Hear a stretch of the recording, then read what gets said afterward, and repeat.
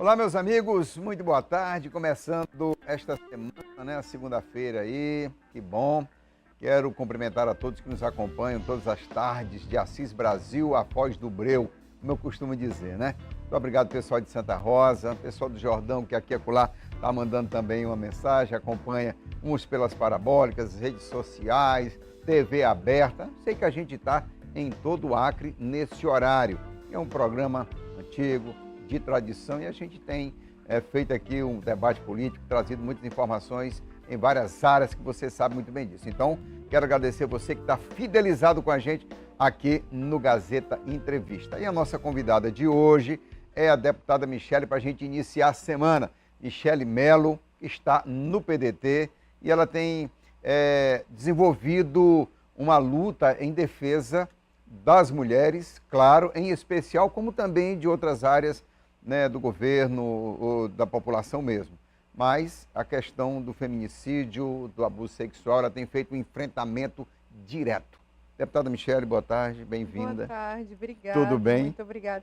Tudo bem, uma semana que se inicia com muita gratidão, muita felicidade. Quero mandar um alô para quem nos assiste, nos segue, dizer que nós estamos muito felizes com tudo que o nosso mandato tem conseguido.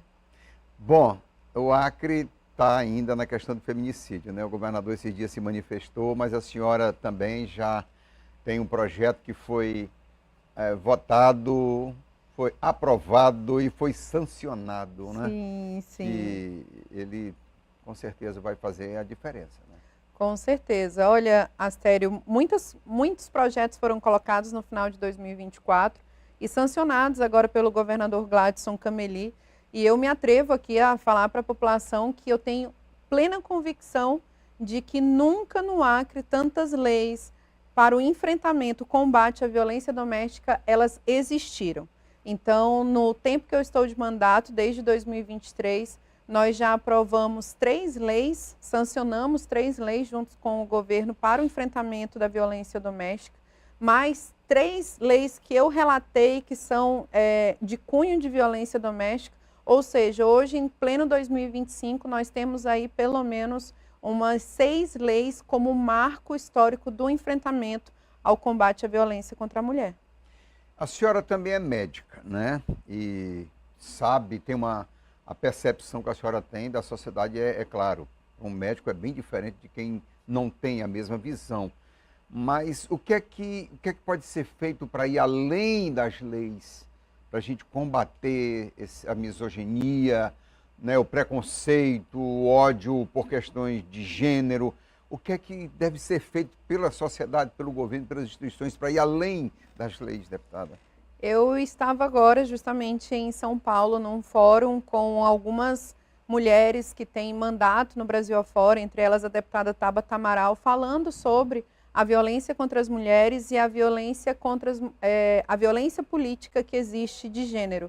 Então, lá nós debatemos muitas coisas e a base da violência, de fato, é uma cultura patriarcal, é educacional. E por isso que algumas das leis que nós trazemos, Astério, são leis que educam, não são leis que punem ou leis, elas são leis educativas. Por exemplo, nós temos uma lei que é a Zona Segura, que capacita bares, restaurantes, lojas em relação à conscientização da violência contra a mulher e como fazer esse combate caso estejam perante alguma violência. Então, ela é educativa. Hoje, se você for no shopping, se você for em alguns bares de Rio Branco, você vai encontrar o selo Zona Segura da Mulher. A outra que nós tivemos aprovação agora, sancionada pelo governo, que é a não nomeação em cargos públicos de homens condenados por violência contra a mulher ou por assédio sexual contra a mulher. Essa lei, ela também é educativa, ela é para dizer assim, basta, não dá para ficar aceitando que... Tem consequências. Exatamente, aceitando que os homens batam, maltratem, violem, assediem e que eles possam estar aí sendo convidados, em cargos comissionados para assumirem pastas de gestão. Então, é uma forma de educar também. Então, a questão que a gente mais trouxe nesse fórum que eu estive participando em São Paulo foi a necessidade de mais homens estarem também abraçando a causa.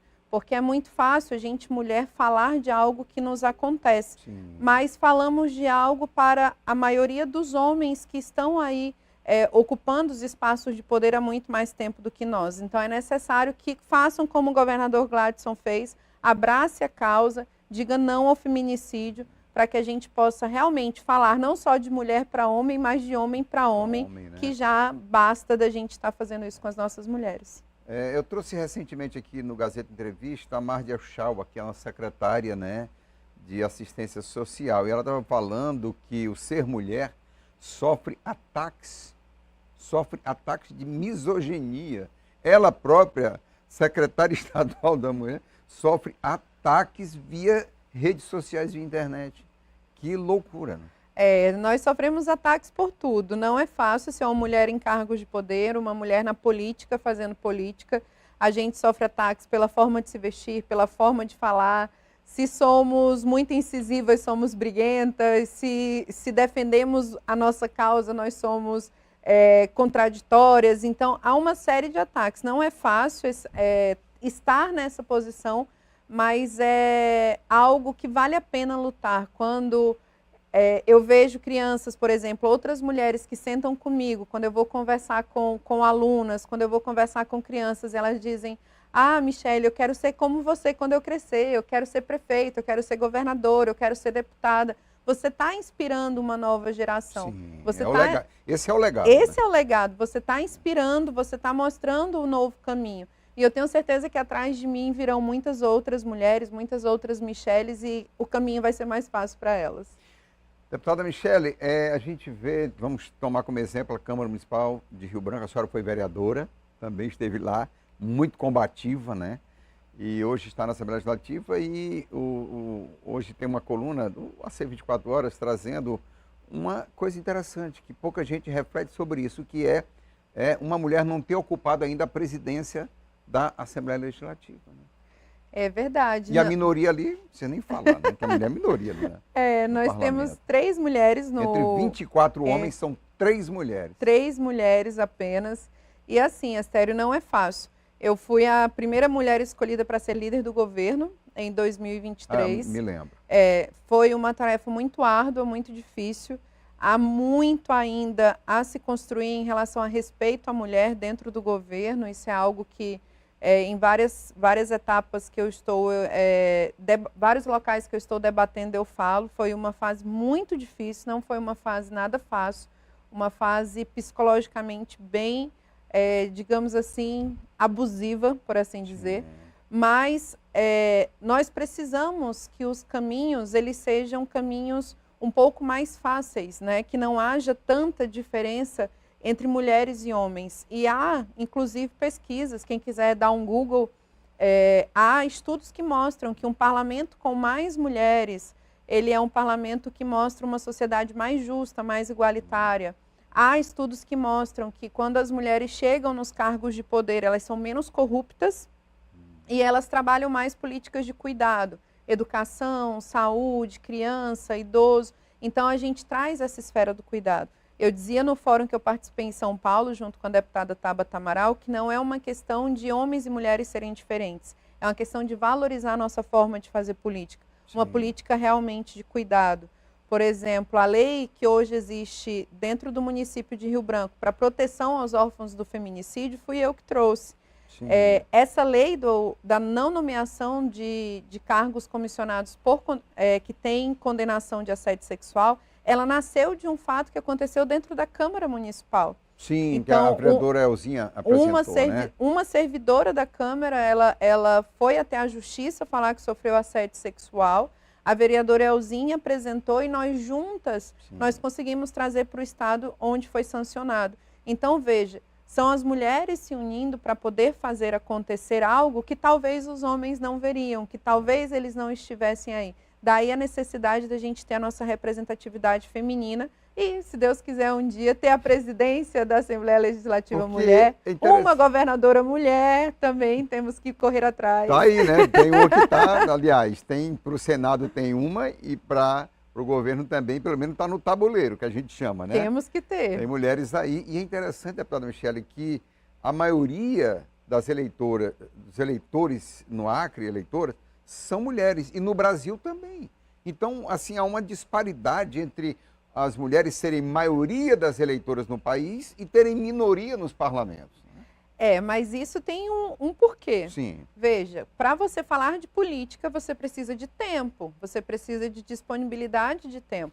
Eu só consigo estar dentro da política porque eu tive uma vida que me proporcionou tempo para estar nas discussões. A maior parte das mulheres na região norte, Astério, 50% das chefes de família da região norte, elas são mulheres. 50% das famílias na região norte, elas são chefiadas por mulheres. Além disso, se você vai através dos números nas pesquisas, você vê que dentre as mulheres e homens do norte, 22%, aliás, a maior parte das mulheres gastam 22 horas com atividades laborais em casa e os homens gastam 11%. Então, veja, os homens eles estão mais dispostos, eles têm mais tempo, eles têm mais disponibilidade. As mulheres, geralmente, elas têm uma carga tripla, uma jornada tripla. Então, ela não está muito interessada em saber de política. Ela trabalha, ela é guerreira, ela batalha e ela não está muito interessada em estar... Não tem tempo, aliás. Os espaços de discussão, de debate. Exatamente. Ela tem interesse, mas ela não tem tempo para isso, porque ela precisa chefiar a família, ela precisa organizar o lar dela e ela precisa prover dentro de casa. Então, infelizmente, as nossas mulheres elas não têm tempo para estar nesse debate. A senhora falou de um conceito que é a violência política. Ela é uma realidade. Total. A violência política. Você vê isso no Congresso Nacional. A gente vê no Congresso, a gente assiste nas redes sociais, a gente assiste no Congresso Nacional, ela existe na Câmara Municipal, ela existe na Assembleia Legislativa, ela existe em todas as esferas. Eu fui em um encontro com o Tribunal de Contas do Estado, com a vice-governadora Maílza, com o secretário de Planejamento Ricardo, e era um encontro falando sobre políticas públicas para fortalecimento do direito das mulheres. E eu falei para eles que me dói saber que muitas vezes a falta de respeito ela nasce dentro de casa.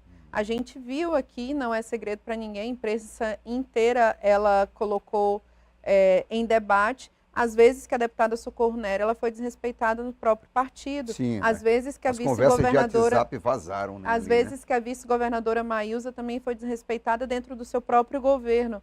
Então, não estou falando contra ninguém, estou falando de uma situação real que existe fatos, né? E que a gente precisa, de fato, entender que ela não é algo de ilusão, ela é real e ela faz com que a nossa vida, a nossa trajetória na política, ela seja bem... cansativa, eu diria.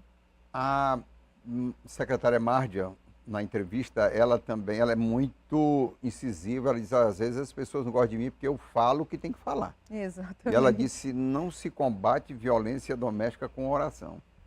Porque eu fiz uma abordagem sobre a religião no papel, né, do combate ao machismo tóxico, a toda essa violência. O que a senhora acha da resposta dela? Olha, eu sou cristã, eu sou evangélica, Astério, mas eu sigo o que está na Bíblia.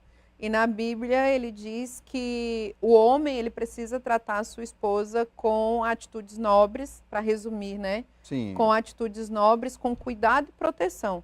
Então, tudo que seja violência não está na Bíblia.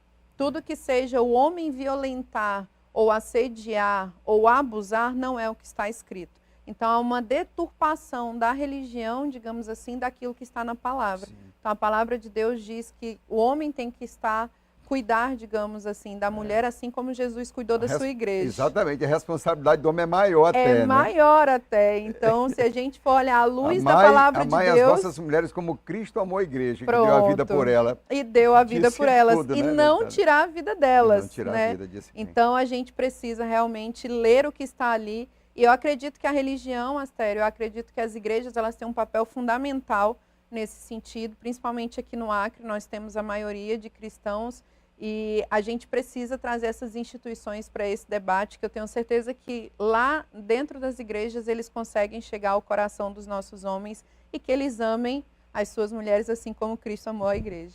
Vamos ao intervalo?